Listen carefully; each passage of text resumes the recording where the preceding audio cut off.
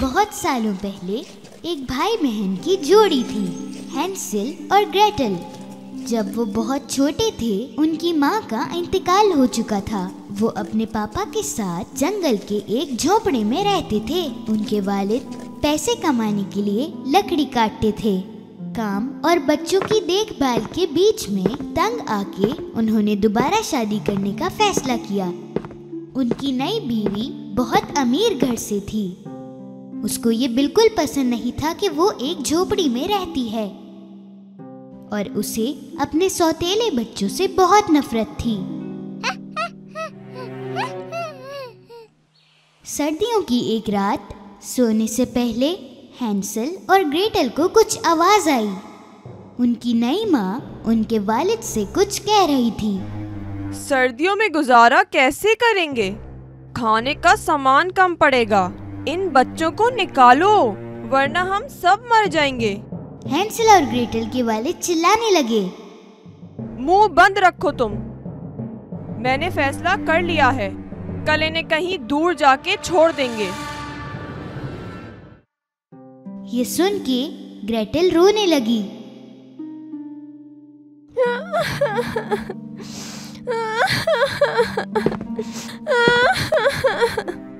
हैंसेल ने उसे चुप कराया। तुम परेशान ना हो ग्रेटल, हम कोई रास्ता जरूर ढूंढ लेंगे। उस रात हैंसेल बाहर जाकर बहुत सारे छोटे छोटे पत्थर अपनी जेब में रख कर ले आया। अगली सुबह वो सब घर से दूर जाने लगे। उनके वालिद ने बताया कि वो पिकनिक पर जा रहे हैं। चलते चलते चुपके से हैंसेल पत्थर गिराते हुए चल रहा था।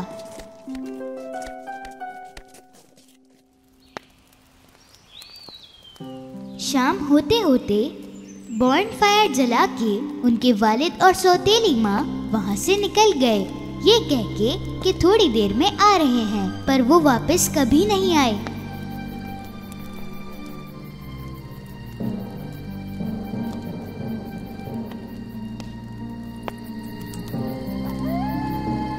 रात होते ही जंगली जानवरों की आवाजें पूरे जंगल में गूंजने लगी। ये सब सुन सुन के हैंसेल और ग्रेटल वहीं आग के पास ही बैठे रहे जब तक कि चांद नहीं आया। अब वो उनके डाले हुए पत्थरों की मदद से घर की तरफ जाने लगे। बहुत अच्छे हैंसेल, कितने समझदार हो तुम। जब दोनों घर पहुँचे तो उनके वालिद हैरान हो गए पर खुश भी थे, और माँ ऐसा दिखा रही थी कि वो खुश है, पर वो नाटक कर रही थी। वो बिल्कुल भी खुश नहीं थी। 3 दिन बाद उनकी माँ ने उनसे वापस पीछा छुड़ाने की कोशिश की।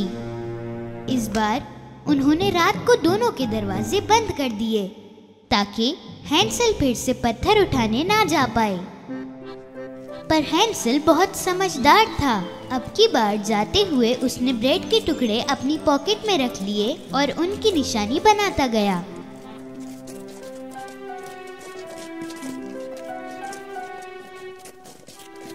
दोपहर को बहाने से उनकी माँ और वालिद चले गए, फिर से इन दोनों को छोड़ के। उनके आने की उम्मीद जब खत्म हुई, हैंसेल और ग्रेटल सूरज डूबने से पहले निकल गए। पर अब की बार उन्हें ब्रेड के निशान नहीं मिले, क्योंकि सारा ब्रेड तो चिड़िया चुग गई थी। ग्रेटल रो रही थी और हैंसेल भी परेशान था, और अब ये दोनों खो गए। ना खाना ना पीना और जान को भी खतरा था। वो 3 दिन यूं ही घूमते रहे। तीसरे दिन उनको एक सफेद रंग की चिड़िया दिखी। उसने इनको गा के सुनाया।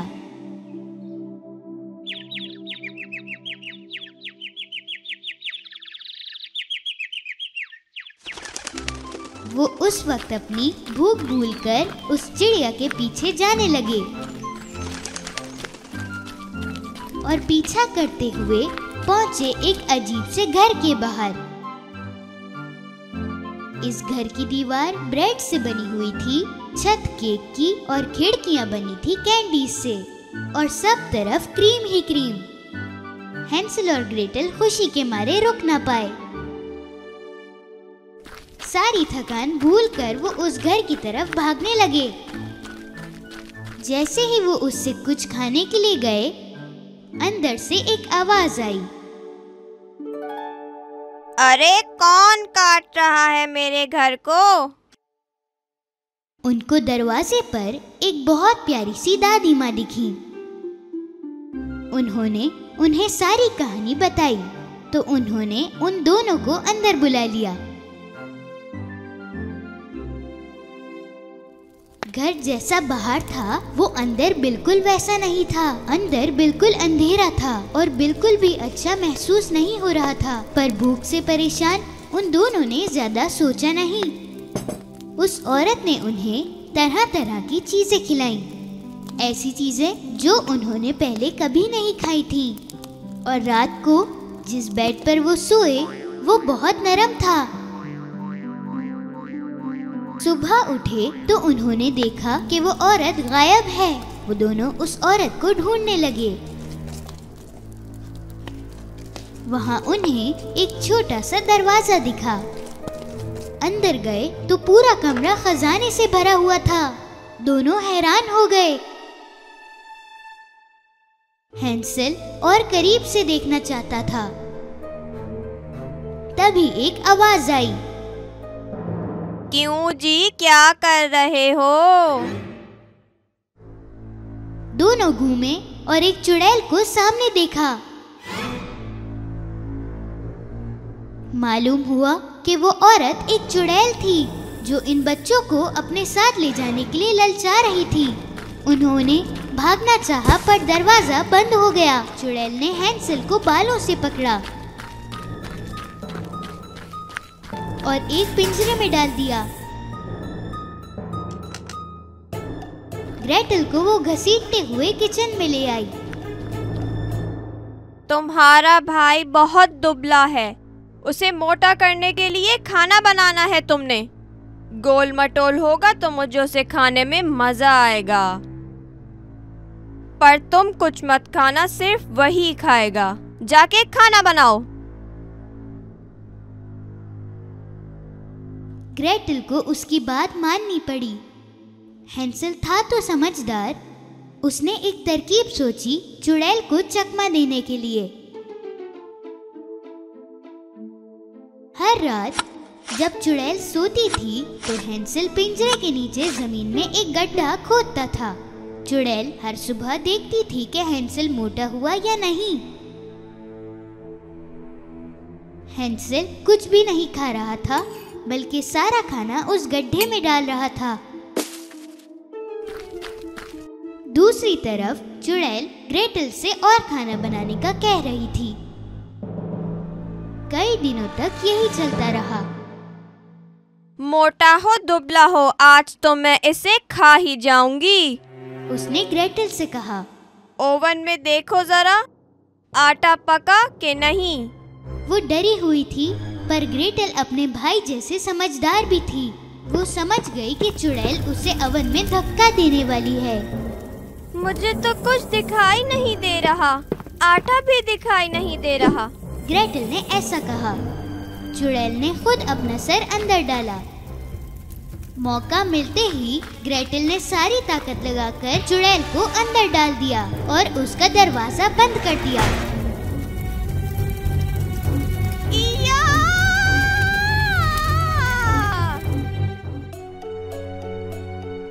ग्रेटल को ये पता था कि चाबी कहाँ रखी है। वो फटाफट गई और हैंसल को निकाला। ओवन से आग निकल के पूरे घर में फैल चुकी थी। वो दोनों वहाँ से निकल के जंगल की तरफ भागे, पर कहाँ जाना है ये उन्हें भी नहीं मालूम था। कुछ देर बाद उन्हें एक नदी दिखी। एक बड़े से बत्तख ने उन्हें वो नदी पार कराई। उन्होंने इधर उधर देखा तो उन्हें मालूम पड़ा कि वो कहाँ हैं। वो भागते भागते घर पहुँचे। बच्चों को देखकर उनके वालिद बहुत खुश हुए। रोते रोते उन्होंने बताया कि उन दोनों को जंगल में छोड़ के आने के कुछ दिनों बाद ही उनकी माँ अपने मायके चली गई और उन दोनों को कितना ढूंढने की कोशिश करी पर वो मिले ही नहीं। दोनों बच्चे अपने वालिद से इतना प्यार करते थे कि उन्होंने सब कुछ भुला दिया, पर वो अपने वालिद के लिए एक सरप्राइज लाए थे। उन्होंने अपनी जेब से बहुत सारे हीरे और मोती निकाले जो उन्हें उस चुड़ैल के घर से मिले थे। उनके वालिद ये देखकर बहुत हैरान हो गए। उनके घराने को फिर कभी किसी मुसीबत का सामना नहीं करना पड़ा और वो खुशी खुशी रहने लगे।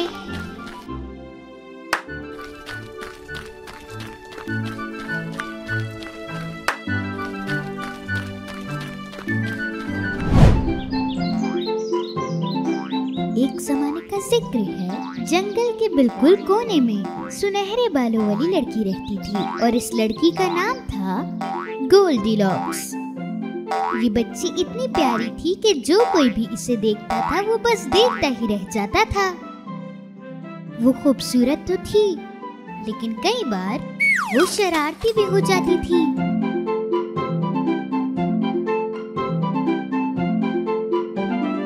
जब भी वो घर से बाहर खेलने के लिए जाती तो उसकी वालिदा उसे हमेशा एक ही बात समझाती, बेटा बागीचे में जाओ मगर लकड़ियों के पास मत जाना।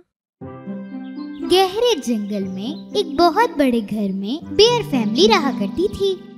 एक बड़े दाढ़ी वाले पापा बेयर, उनसे छोटी मामा बेयर और एक छोटा बेयर। मामा बेयर हमेशा नाश्ते में गंदम बनाती थी। एक दिन बेबी बेयर सबसे पहले उठकर अपना खाना खाना शुरू हो गया, लेकिन बदकिस्मती के साथ वो बहुत गर्म था। मम्मा, हमारा खाना ठंडा हो जाए इससे पहले हम वॉक पे चलें। मम्मा, पापा और बेबी बेयर अपना खाना छोड़कर एक वॉक के लिए निकल पड़े। और उसी दिन गोल्डीलॉक्स अपने बागीचे में खेल रही थी और नाश्ते के लिए इंतजार कर रही थी। और वो एक ही जगह पर खेल खेल कर बहुत बोर हो चुकी थी, तो उसने सोचा कि क्यों ना लकड़ियों के पास जाया जाए। क्या हो जाएगा अगर मैं वॉक पर चली जाऊंगी तो? उसने इधर उधर देखा और देखा कि कोई नहीं है, तो वो जंगल की तरफ भागने लगी। जब वो थक गई तो वो रुक गई और उसने इधर उधर देखा।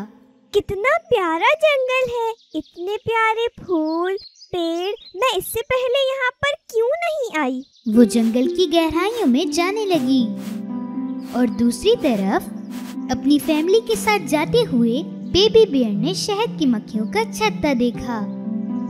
ये देखो, ये कितना बड़ा है, इसमें जरूर बहुत शहद होगा। पापा, हम क्या शहद खा सकते हैं? नहीं मेरे बेटे, ये शहद की मक्खियों का घर है, हमें उन्हें परेशान नहीं करना चाहिए। हम किसी के घर जाके ऐसे खाना नहीं ले सकते, ये सही नहीं है। चलिए ठीक है, मेरे ख्याल से हमें घर जाके नाश्ता करना चाहिए। दूसरी तरफ गोल्डीलॉक्स चल चल कर बहुत थक चुकी थी। आखिरकार वो खो गई। उसने पीछे जाना चाहा, लेकिन उसे रास्ता याद नहीं था। वो बहुत भूखी हो गई।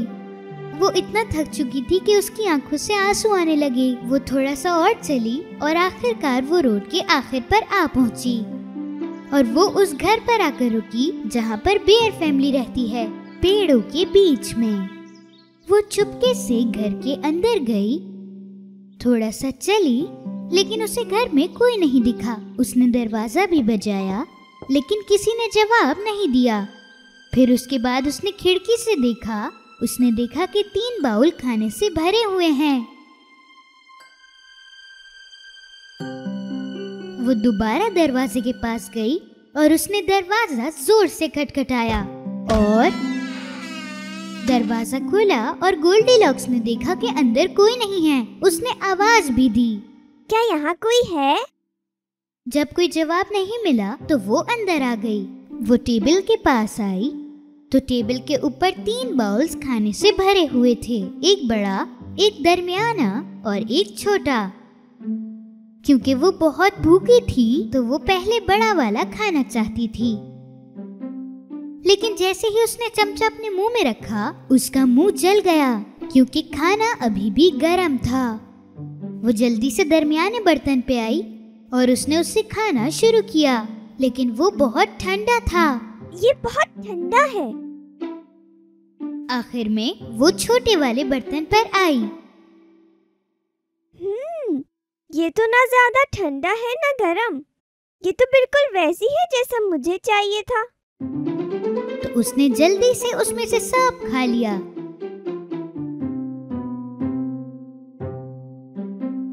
जब वो खाना खा चुकी थी तो वो चाहती थी कि वो उन तीनों कुर्सियों में से किसी एक कुर्सी पर बैठ जाए।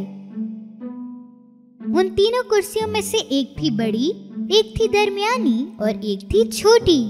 सबसे पहले गोल्डीलॉक्स ने सबसे बड़ी वाली पर बैठने की कोशिश की, लेकिन वो उसके ऊपर चढ़ ही नहीं पा रही थी। उसने दरमियानी पर बैठने की कोशिश की, लेकिन ये बहुत सख्त थी और सुकून नहीं दे रही थी। आखिरकार वो छोटी कुर्सी पर बैठ गई। ये बहुत नरम थी और गोल्डीलॉक्स के साइज की थी। लेकिन अचानक कुर्सी 4 टुकड़ों में हो गई। एक बहुत तेज आवाज के साथ गोल्डीलॉक्स ने अपने आप को नीचे पड़ा हुआ पाया और वो समझ नहीं पा रही थी कि क्या करूं। फिर वो दूसरे कमरे में गई और देखा कि वहाँ 3 बेड थे, एक बड़ा, एक दरमियाना और एक छोटा। पहले वो बड़े बिस्तर पर गई। ये उसके लिए बहुत बड़ा था और बहुत सख्त भी था। दूसरा वाला उससे थोड़ा सा बड़ा था, लेकिन बहुत नरम था। तो वो तीसरे बेड पर आकर लेट गई। ये गोल्डीलॉक्स के साइज का था और बहुत आराम दे रहा था और इतना नरम था कि गोल्डीलॉक्स जल्दी से सो गई। जब गोल्डीलॉक्स सो रही थी तो बेयर फैमिली वापस घर आ गई। पापा बेयर अपने साथ थोड़ी लकड़ियां लाए जो कि चिमनी के लिए थी। मामा बेयर फ्रेश बेरीज लाई और बेबी बेयर अपना खाना खाने के लिए इंतजार नहीं कर पा रहा था। जब वो घर पर आए, वो सीधा टेबल पर बैठ गए। पापा बेयर ने अपने खाने पर देखा और वो बहुत गुस्सा हुए। किसी ने मेरे खाने को हाथ लगाया है। मामा बेयर ने भी अपनी प्लेट पर देखा। किसी ने मेरा खाना भी चखा है। और जब बेबी बेयर ने अपनी प्लेट पर देखा तो वो रोने लग गया। अरे मेरा खाना तो किसी ने खा लिया। अब मैं इतना भूखा हूँ, अब मैं क्या करूँ?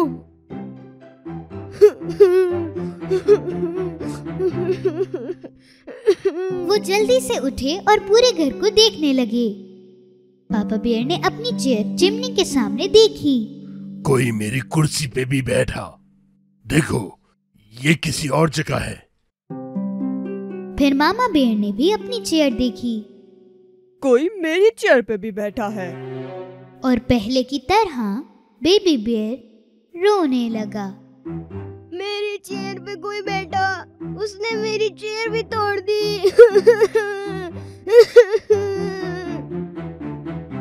बेयर फैमिली तंग आकर अपने बेडरूम की तरफ निकल गए।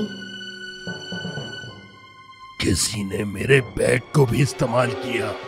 देखो, ये कैसे हो सकता है? कोई मेरे बेड पे भी लेटा था। किसी ने मेरे बेड को भी इस्तेमाल करा। मुझे बहुत नींद आ रही है, अब मैं क्या करूं?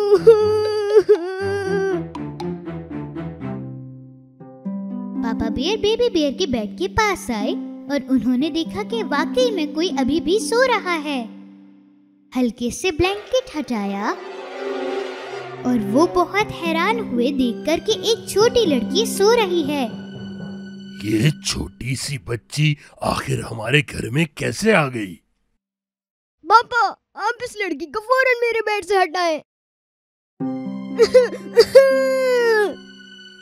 बेबी बेयर की रोने की आवाज से गोल्डीलॉक्स उठ गई और उसने देखा कि पूरी बेयर फैमिली उसके सामने खड़ी है और वो जल्दी से भागने लगी। वो घर से बाहर निकली और बगैर पीछे देखे भागने लगी। उसको सांस नहीं आ रही थी, लेकिन वो फिर भी भाग रही थी और उसे जाने का रास्ता तक नहीं पता था। और उसी वक्त उसने देखा कि उसके घर वाले उसे बुलाने आ रहे हैं। जब वो घर नहीं आई तो वो बहुत परेशान हो गए थे। गोल्डीलॉक्स अपने घर वालों को देखकर बहुत खुश हुई। वो जल्दी से उनकी तरफ भागी। हम इतना परेशान हो रहे थे, तुम ठीक हो? मैं अब से अकेली नहीं जाऊंगी मम्मी, मैं आपकी बात मानूंगी अब। गोल्डीलॉक्स ने अपने घर वालों को बहुत तेज गले लगाया और उस दिन से वादा किया कि वो बगैर बताए कहीं भी बाहर नहीं निकलेगी और अब से वो कभी भी अपने घर वालों की बात मानने से मना नहीं करेगी।